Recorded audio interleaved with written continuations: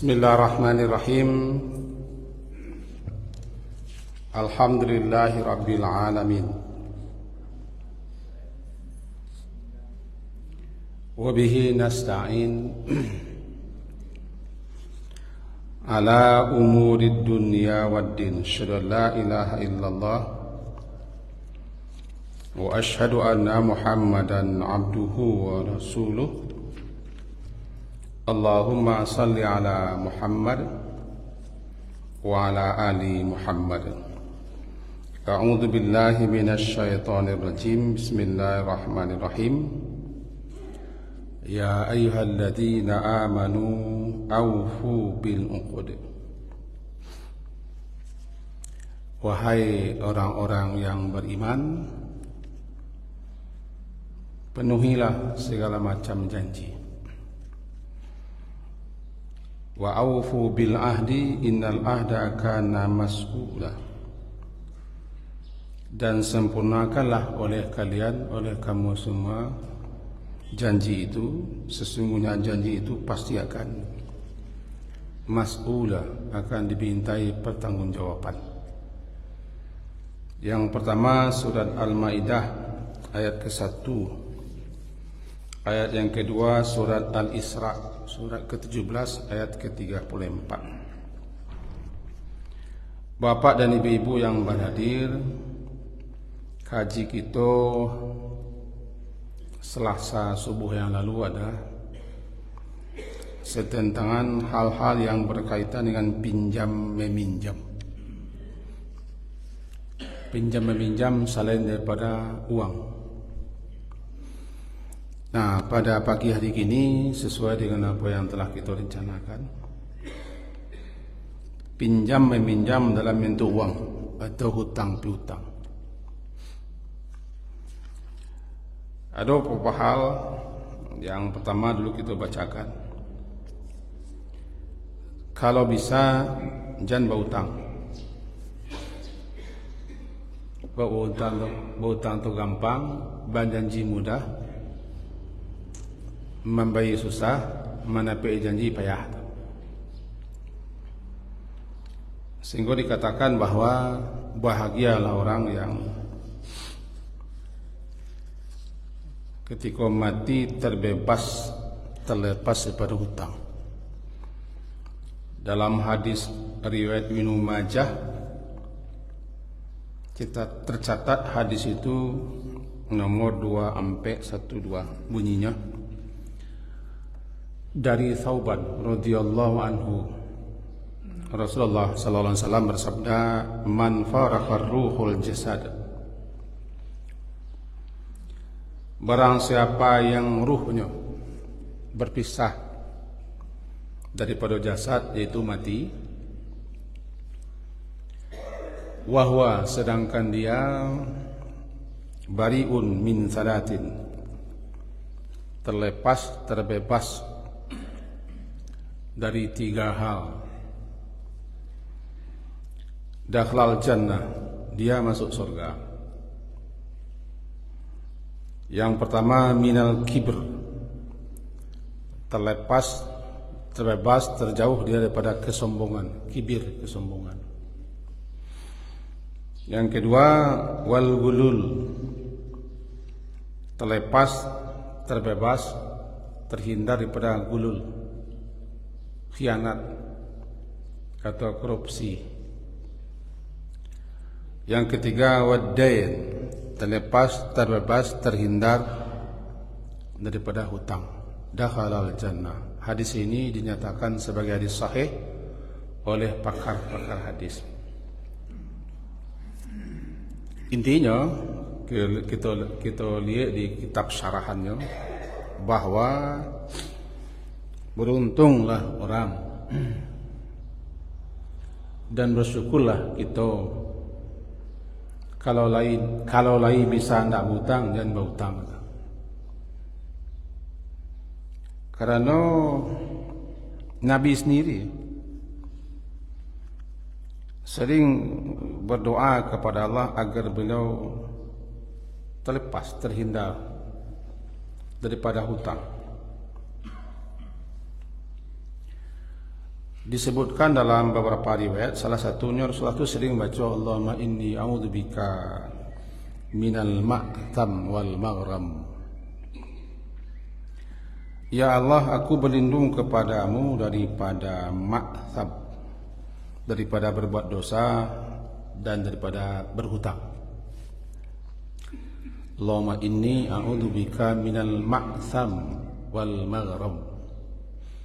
Ya Allah, aku berlindung kepadamu daripada ma'tham berbuat dosa, maghram berbuat hutang. Lalu faqala lahu qail, ada orang yang bertanya kepada Rasulullah, ma aktsara ma tasta'idu ya Rasulullah minal maghrib. Kenapa engkau sering atau banyak kali memohon kepada Allah agar dilindungi daripada hutang, dipelihara, dijaga daripada berhutang?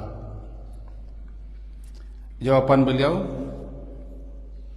inna rajula idza gharima haddatha fa kadzaba wa wa'ada fa akhlaqa. Orang kalaunya berhutang, dia akan berkata dengan berbagai macam ucapan dan kata-kata, haddasa, bercerita bagaimana begini begitu. Kalau dia bercerita, fakadzaba, lalu dia berdusta. Kemudian wa'ada, dia berjanji, kemudian mengingkari janji. Itu penyakit orang berhutang. Kita ulang balik seketik, Pak. Innar rajula idza gharima, sesungguhnya seseorang atau seorang laki-laki apabila dia gharim berhutang, haddatha, dia berkata, mengemukakan berbagai macam alasan, dalih, masalah, problem. Lalu dia dengan alasan itu minta mohon agar diutangi. Terkadang mengemukakan dusta, fakadzaba. Lalu dia berdusta. Dan wa'ada, kemudian berjanji. Lalu setiap kali ditagih, akhlafa, dia pungkiri janjinya. Kemudian dia mencari elah dan alasan, walaupun sudah ada pembayar, tetapnya akan mengelak untuk bayar. Ke penyakit orang hutang. Hadis dari Imam Bukhari, hadis 2397. Itu makanya Rasulullah sering berdoa kepada Allah, ya Allah, pelihara aku, lindungi aku, jangan sampai berbuat hutang atau berhutang. Kan itu bayar hutang. Balik kita kepada yang pertama tadi, itu beruntunglah orang kalau tidak berhutang dan mati tidak berhutang. Sebab siapa yang mati dalam keadaan berhutang, masih ada sangkut paut dengan orang yang hidup. Disebutkan bahwa nafsul mu'min mu'allaqatun bidainihi hatta yuqda anhu. Jiwa seorang mukmin, nafsul mukmin mu'allaqah. Mu'allaqah terkatung-katung, dikatung-katungkan, tersangkut. Bidainihi dengan hutangnya, hatta, hingga hutangnya itu yuqda anhu, dibayarkan, dilunasi hutang. Apa kata ulama dalam kitab syarah At-Tirmizi, namanya Tuhfatul Ahwazi. Syarah Sunan Tirmizi disebutkan begini oleh Al-Iraqi. Urusan perkara orang nak mati jeko tu masih tergantung dan menggantung. Belum nyaleh, duduk nyaleh. Perkaronyo, masalahnya masih terkatung-katung. Tidak bisa ditentukan apakah dia selamat atau celaka di alam sana. Sampai hutangnya dilunasi oleh ahli waris atau oleh orang yang tinggal. Apalagi orang yang berhutang ko, orang yang bisa membayar tapi tidak bayarnya, zulmun. Matalul ghani zulmun. Orang yang mampu untuk ambil hutang tapi tidak dibayar-bayarnya zalim kepada orang yang mempiutangi. Orang yang melapangnya, orang yang meringankan. Ditunda-tunda, dicari-cari alasan melak-elaknya. Sehingga lah pada lo lidah orang minta, lah pasai lo orang Malaysia orang minta le zulmut, matinya, berarti mati dalam keadaan meninggalkan suatu bentuk kezaliman kepada orang lain. Kadang-kadang ahli waris itu tidak mahu melunasi, hanya cerita dimuncung saja misalnya. Masalah hutang piutang kami akan ahli waris akan menyelesaikan. Tapi tidak mau menyelesaikan penyakit. Piti kalau banyak ditinggal tu kan bercegi ya. Dan piti kalau masuk kantong payah keluar. Ya. Jadi satu kali ya, dibawalah jenazah. Di zaman Rasulullah itu kalau ada yang wafat, kan Rasulullah yang menjadi imam. Dan semua orang ingin Rasulullah yang menjadi imam. Sebab doa beliau makbul. Doa beliau mustajab. Tujuan salat jenazah itu, inti salat jenazah itu kan doa. Mendoakan si mayit. Salat jenazah kan tidak salat biasa. Tidak pakai rakaat, tidak pakai rukuk, tidak pakai sujud, tidak pakai duduk, tidak tasyahud. Ini tidak salat, sebenarnya doa. Kira-kira begitu kata Syekh Al-Bayyumi dalam kitab beliau Fiqhul Janaiz. Nah, jadi siapa saja yang meninggal di zaman Rasulullah, beliau menjadi imam. Kecuali dalam keadaan tertentu, sangat-sangat tertentu yang beliau tidak sempat menjadi imam. Seperti kematian salah seorang yang perempuan. Perempuan itu suka memberasi-berasi masjid. Beliau tidak tahu bahasa meninggal sehingga beliau tidak satu salat. Nah, ketika dibawakan jenazah kepada Rasulullah, sebagaimana disebutkan oleh Salamah bin Al-Aqwa, hadis Bukhari, hadis 2289, disebutkan begini, kami duduk-duduk bersama Nabi Sallallahu Alaihi Wasallam, lalu didatangkan jenazah untuk disalatkan. Nabi bertanya, "A'alaihi dain?" Apakah si mayit itu ketika hidup ia berhutang? A'alaihi dain. Apakah bahasa Arabnya apakah dia berhutang?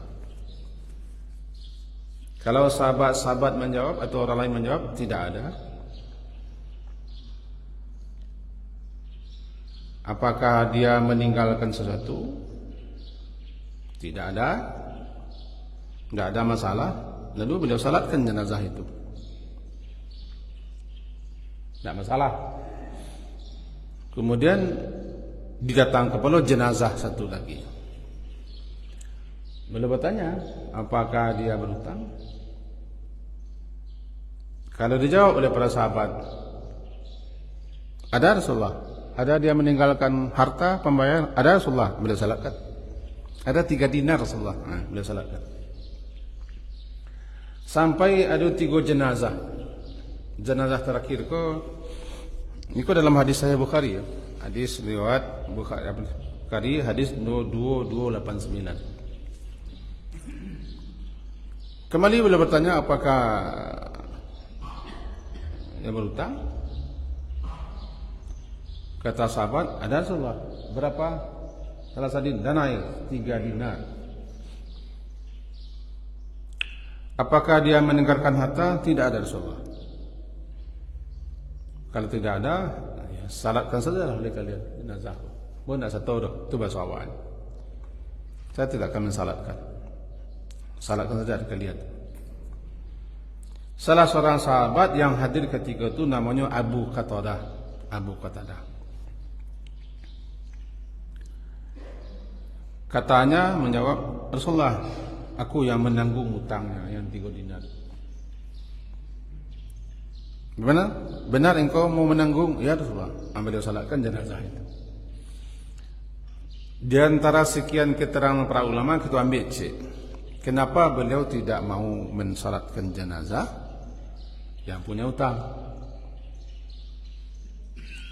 Pertama, daripada sekian banyak penjelasan ulama, kita ambil satu. Pertama, beliau tidak suka orang-orang murah-murah berhutang. Ketidakmauan beliau salat jenazah bukan tidak disalatkan jenazah, menunjukkan kalau beliau tidak amuah mensalatkan jenazah itu kanlah suatu sanksi.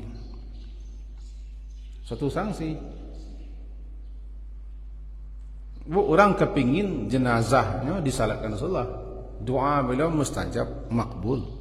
Rasulullah yang jadi imam. Beliau enggan. Kalau lah beliau nak enggan tu sialan kamu untuk menjadi imam. Bukan tak disalatkan.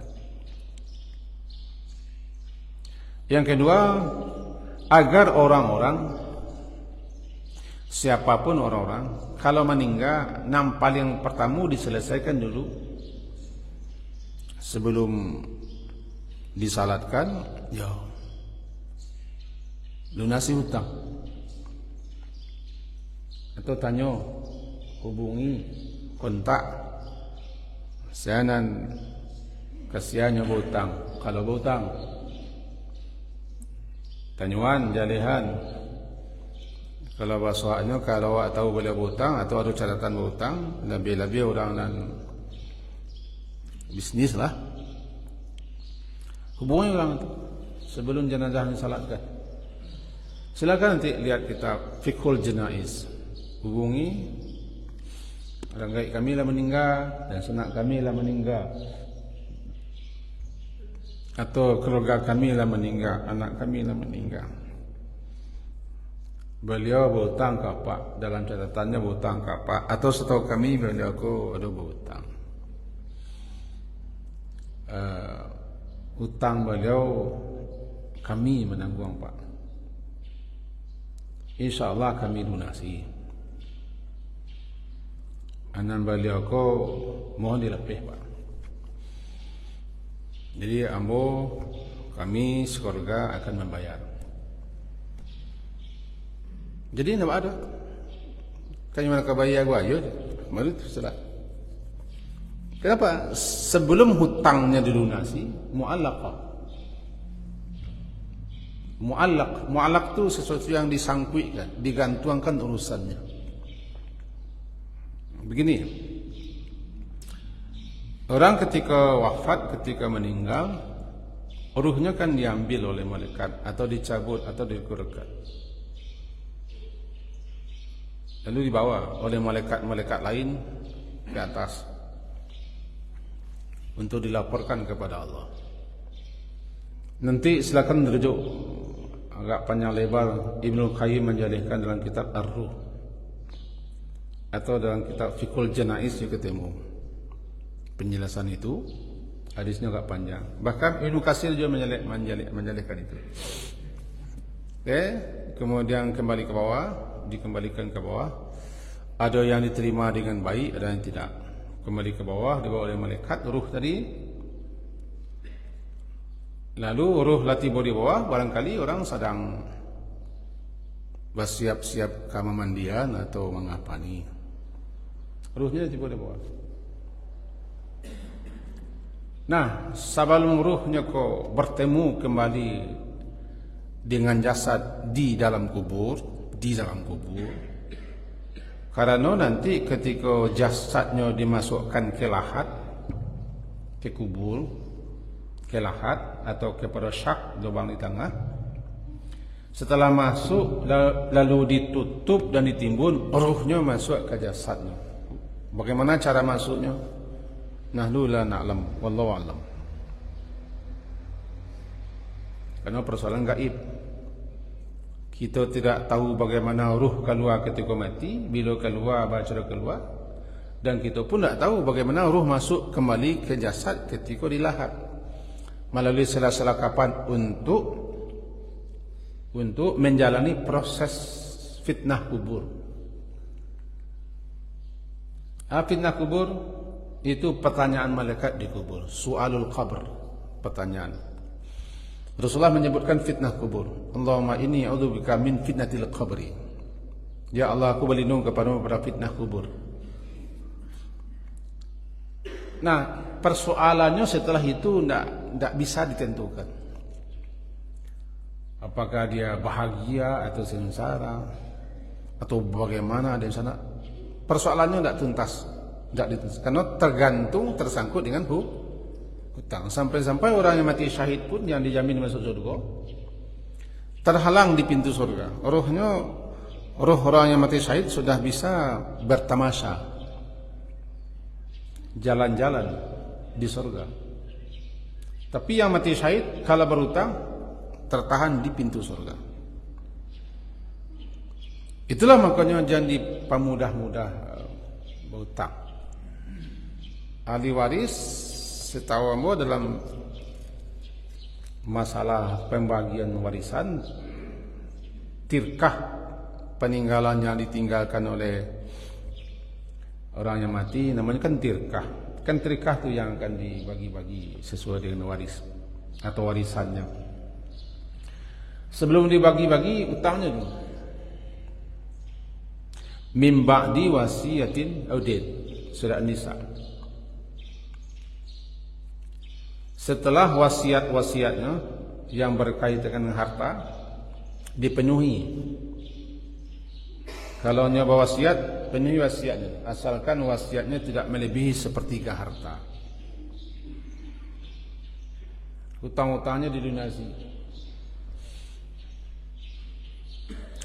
Kalau ada zakat yang tidak ditunaikannya dalam hartanya, keluarkan zakat. Kalau dalam pengurusan jenazahnya butuh biaya, sementara tidak ada biaya lain.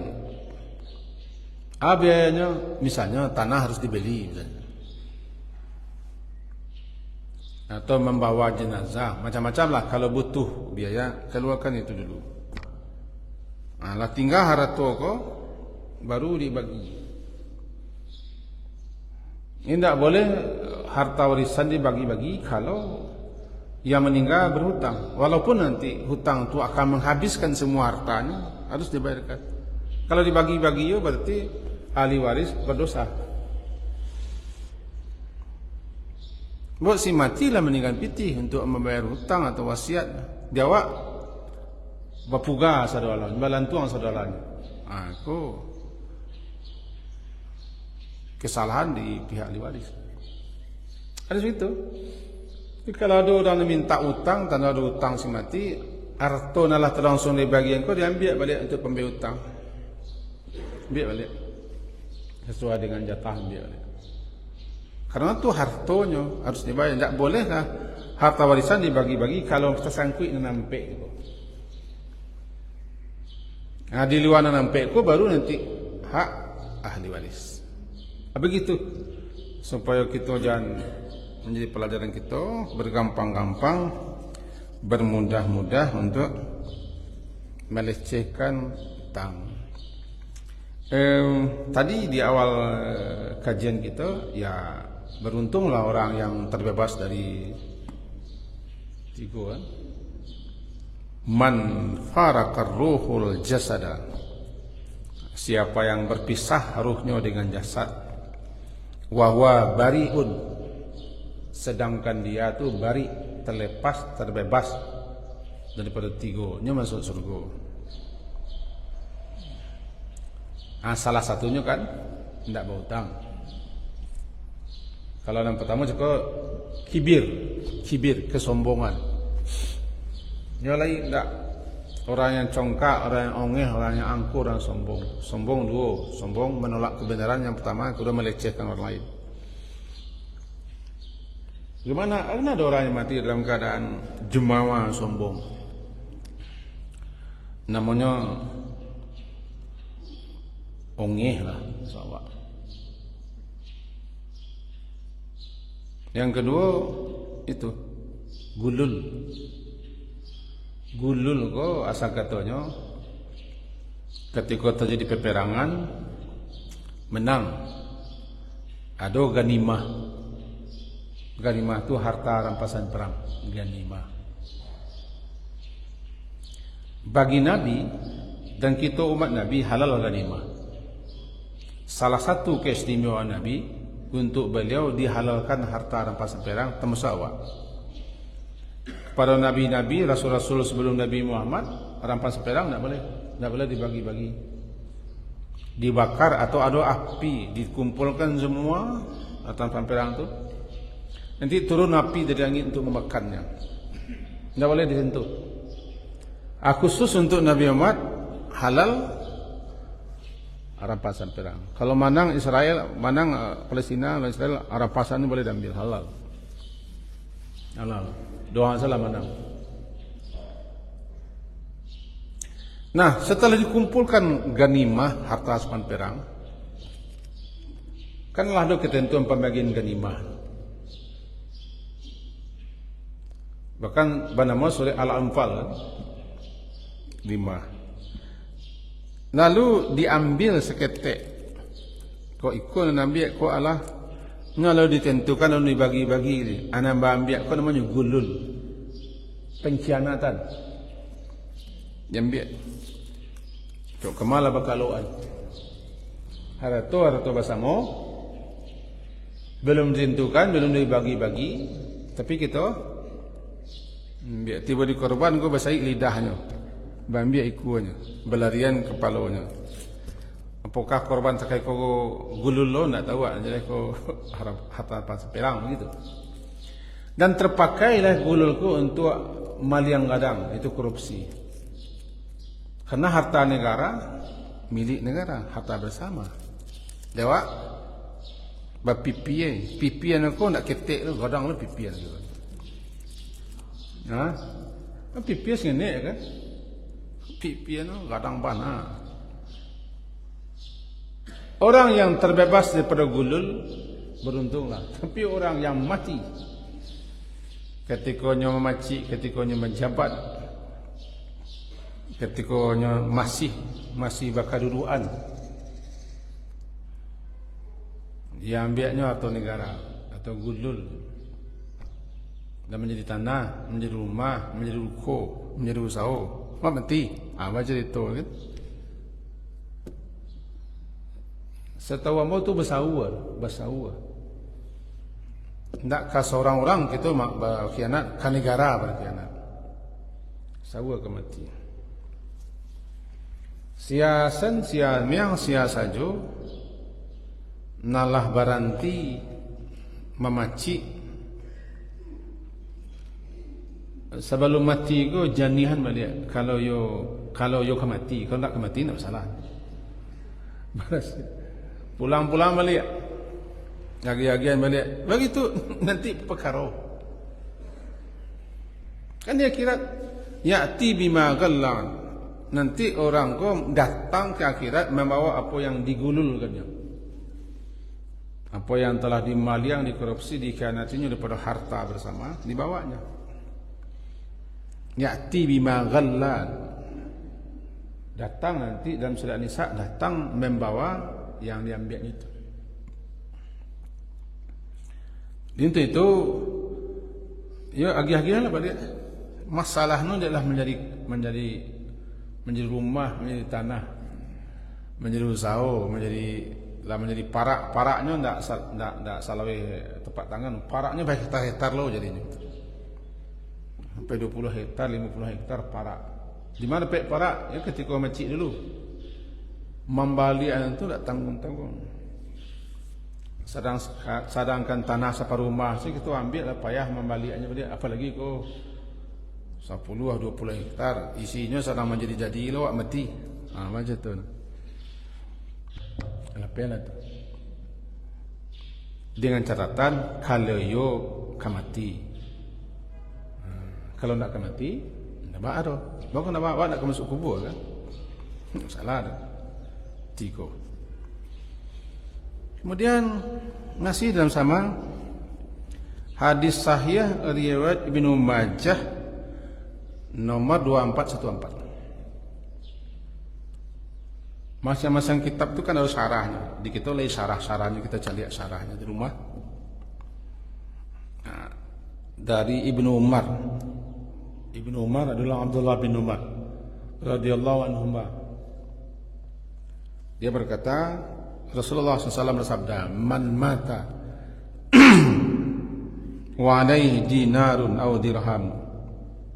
Siapa yang mati dalam keadaan masih mempunyai hutang, alaihi, dia masih mempunyai tanggungan hutang, dinar,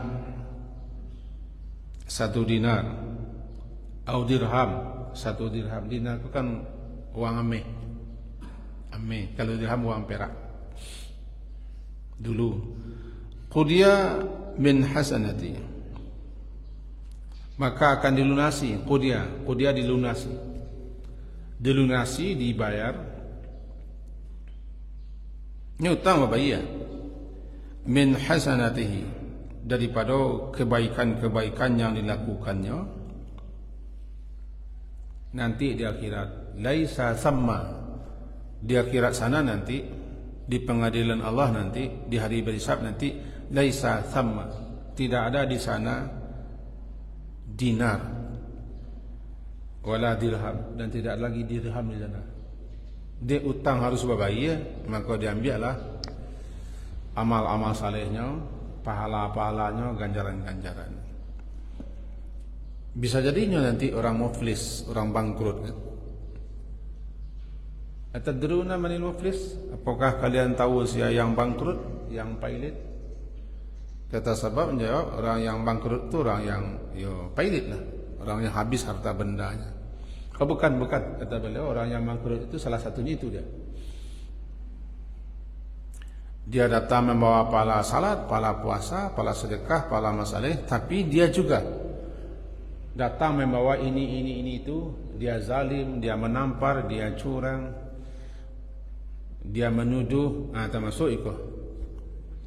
Datang membawa kezaliman berupa hutang piutang. Dia ambillah pembayarnya. Bisa jadi nanti menjadi bangkrut itu habis semua nilai-nilai balasan amal saleh yang dilakukannya. Kemudian sementaranya masih banyak yang akan dilunasinya daripada kezalimannya, kesewenangannya, keserakahannya, ketamakannya, tipu dayanya, macam-macam lah. Atau banyaklah kalau kita baca kezaliman kan. Maka dipindahkan dosa-dosa orang lain kepada diri bangkrut. Kalau sangat menakutkan bagi orang yang yakin. Untuk itu kalau kita berhutang, bertekadlah untuk membayar. Nanti Allah akan bantu membayar. Siapa yang berhutang, mintalah kepada Allah, berdoalah kepada Allah agar Allah beri kemampuan untuk membayarnya. Dalam beberapa keterangan para ulama dituliskan sekian dalil. Di antara dalil itu berbunyi, ma min muslimin, tidak satu orang muslim pun jaddanu dainan, di mana dia berhutang dan dia ingin membayar hutangnya, yuridu adaahu, dia ingin melunasi hutang tapi tidak mampu, tidak bisa, jadi ke membayar hutang. Nangka dimakan sehari-hari saya payah, susah, cuma nyoba tekad. Ada mujmi', ada tekad niatnya untuk membayar, cuma balik sarang payah, sarang susah. Kalau bawa sawak nan cako jalekan bayar hutang nang ka disuruh yang payah. Membiar kontrak rumah, membiar listrik, membiar ledeng, uang sekolah nak payah. Cuma nyoba tekad lagi membayar hutang. Nah, adahu Allahu anhu fid dunia. Allah akan berikan kepadanya kemampuan untuk melunasi dengan cara ya Allah yang paling tahu. Karena Allah Subhanahu wa taala, innallaha madain hatta yaqdi adaina. Allah Subhanahu wa taala akan menolong orang yang berhutang kalau dia ingin membayar hutang. Apalagi dia berhutang bukan untuk hutang-hutangan, tapi hutang untuk kebutuhan pokoknya. Untuk membayar anak sakit, untuk bayar sekolah anak, untuk menyewa kontrak rumah, itu berhutang yang tak ada cara lain daripada memaliang, daripada mencilok, berhutang. Bertekad untuk membayar, Allah akan bersama orangku kalau selamanya bertekad untuk membayar. Ada sebiku cara jalan solusi untuk membayar hutangnya. Malam yakun fima yakrallah. Selama hutang itu bukan hutang yang Allah tidak suka.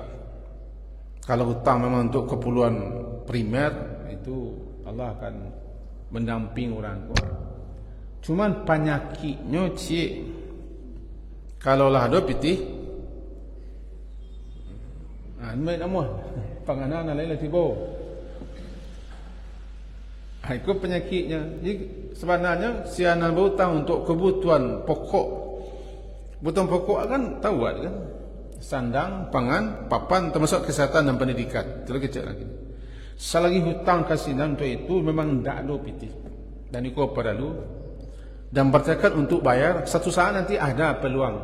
Ada dapat pitih pembayaran. Cuma lah di tangan pitih panganan lain. Lain lah panganan tu. Kau penyakit, orang yang punya penyakit. Kita baik kesimpulan kaji kita hari lah pukul. Pukul hari, kesimpulan kaji kita. Kalau kita kaji kita hari ini lampih, hari ini lalu bahawa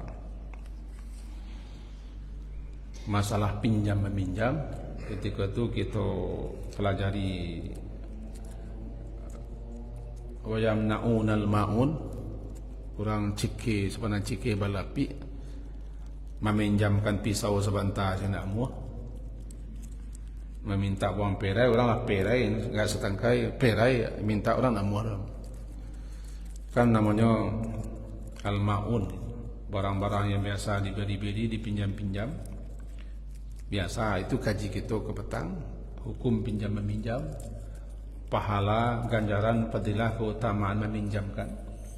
Nah, pagi kini kita lanjutkan dengan pinjam meminjam dalam bentuk uang. Namanya hutang piutang. Babnya bab ariyah kan. Hutang piutang. Berhutang itu boleh. Berhutang boleh. Dengan catatan bertekad untuk membayar dan berhutang untuk hal yang kebutuhan primer, kebutuhan pokok. Kemudian bertekad untuk membayar. Kalau berhutang, hati-hati. Dan kita dahulukan menyebutnya ancaman-ancaman dan bahaya-bahaya berhutang sebelum kita kaji hutang piutang. Kan sebenarnya harus kita dahulukan anan hutang piutang. Syarat-syarat untuk berhutang. Dalam hal tiada apa saja kita boleh berhutang. Misalnya begitu. Tapi kita dahulukan menyebutkan tarhibnya. Ancaman-ancaman, pertakut-pertakut tentang bayar hutang supaya jangan mudah hutang, jangan mudah hutang. Sebab man akhadha amwalan nas yuridu itlafa atlafa Allah. Siapa yang mengambil harta orang lain, merampas, merampok atau mau berhutang ingin ingin tidak membayarnya, ingin menghancurkannya, Allah akan hancurkan hartanya. Itu kalau kita lah terlangsung berhutang, mohonlah kepada Allah agar kita diberi kemampuan, kekuatan, keamuhan, keamuhan itu kadang-kadang. Dan berlindunglah kepada Allah supaya jangan kita suka berhutang. Allahumma inni a'udzubika minal ma'tam wal maghrab. Jangan sampai mati dalam keadaan berhutang. Kalau kita berhutang, catat, agih tahu ke orang rumah atau kapak orang rumah atau kepada anak-anak, catatan hutang. Kok mati dan kok dah sampai umur ke singkit pintu, kok calik sinandi tu ratoa juara atau tu langsung bayi. Jangan tunggu lo mai terkubur dulu atau lah bertahun-tahun lo di bayi. Jangan capek-capek kena urusan nang gaya wak terkatung. Lah tagak dulu jam. Sekian gaji wak. Semoga berfaedah dan bermanfaat untuk ambo dan kita semua. InsyaAllah kepanjang umur ada waktu kita datang ambo pun tiba ngaji apa dia saya datang. Subhanakallahumma bihamdika asyhadu an la ilaha illa anta astaghfiruka wa atubu ilaik. Sallallahu ala Muhammadin wa ala alihi wa ashabihi ajma'in. Alhamdulillah. Assalamualaikum warahmatullahi wabarakatuh.